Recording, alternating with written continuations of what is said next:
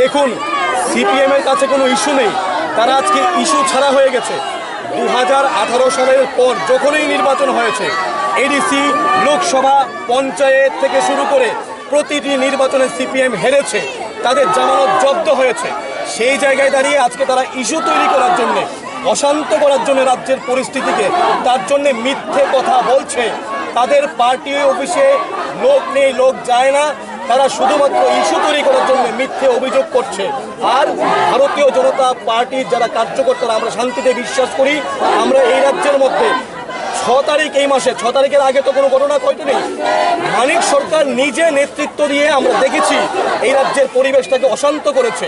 এই অশান্তির বিরুদ্ধে আমাদের লড়াই, এর জন্য আমরা আজকে আবার মাঠে নামছি। সংবাদ মাধ্যমের দপ্তর ভাঙচুর করা হয়েছে, যার বিরুদ্ধে আজকে তৃণমূল কংগ্রেস রাস্তায় নেমেছে, মিছিল। তৃণমূল কংগ্রেস এই ত্রিপুরা রাজ্যে তাদের কোনো অস্তিত্ব নেই। তাদের নিয়ে আমরা যদি কথা বলি তাহলে তাদেরকে গুরুত্ব দেওয়া হবে।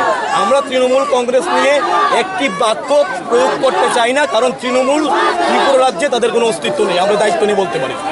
যাদের সহ্য হচ্ছিল না সিপিএম নামধারী গুন্ডাদের, এবং তাদের নেতৃত্ব দিচ্ছিলেন রাজ্যের 20 বছরের কালো দিনের নায়ক মানিক সরকার, উনি রাজ্যের শান্ত পরিবেশটাকে অশান্ত করার জন্যে প্রথমে ধনপুর এবং এরপর আমরা দেখতে পেলাম উদয়পুরে আমাদের ভারতীয় জনতা পার্টির নিষ্ঠাবান নিরীহ কার্যকর্তাদের উপর যেই অমানসিকভাবে, নির্মমভাবে, বর্বরভাবে তাদের রক্ত ঝরানো হয়েছে। 2-3 জন সেখানে মৃত্যুর সঙ্গে পাঞ্জা লড়ছেন, জিবি হসপিটালের মধ্যে, আইসিইউর মধ্যে রয়েছে।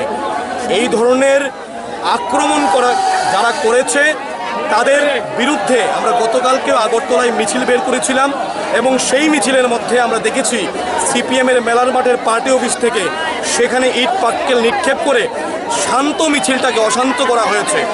আমরা তার যোগ্য জবাব গতকালকে দিয়েছি। সিপিএম যেই ভাষায় বোঝে তাকে সেই ভাষায় উত্তর দেওয়া হয়েছে। কিন্তু আজকে সারা ত্রিপুরায় প্রত্যেকটি মণ্ডলের মধ্যে আমরা আজকে প্রতিবাদ মিছিলের মধ্য দিয়ে আমরা জানান দিতে চাই যে এই ত্রিপুরা শান্তির ত্রিপুরা, এই ত্রিপুরা উন্নয়নের ত্রিপুরা, এই ত্রিপুরা সমস্ত জাতি ধর্ম সমস্ত সমন্বয়ের ত্রিপুরা। এই ত্রিপুরার মধ্যে অশান্তির কোনো জায়গা নেই। সিপিএম অশান্তির সৃষ্টি করে এই রাজ্যে ক্ষমতায় দখল করার যেই পেছনের দরজা দিয়ে ক্ষমতা দখল করার চেষ্টা করছে, তা কোনোভাবেই ভারতীয় জনতা পার্টির প্রতিটি নিষ্ঠাবান কার্যকর্তা সফল হতে দেবে না। তার জন্যেই এই ত্রিপুরাকে শান্ত করার জন্যে, শান্ত রাখার জন্যে সিপিএমের নৈরাজ্যের বিরুদ্ধে আমরা আজকে মশাল হাতে আমরা প্রতিজ্ঞা নেব যে এই ত্রিপুরাকে আমরা শান্ত ত্রিপুরাই রাখবো। এই ত্রিপুরার মধ্যে অশান্তির জায়গা নেই, সিপিএমের জায়গা নেই। এই বার্তাটা আমরা প্রতিটা জায়গায়, আগরতলা থেকে সাবরুম থেকে ধর্মনগর, প্রতি জায়গায় আজকে দেওয়া।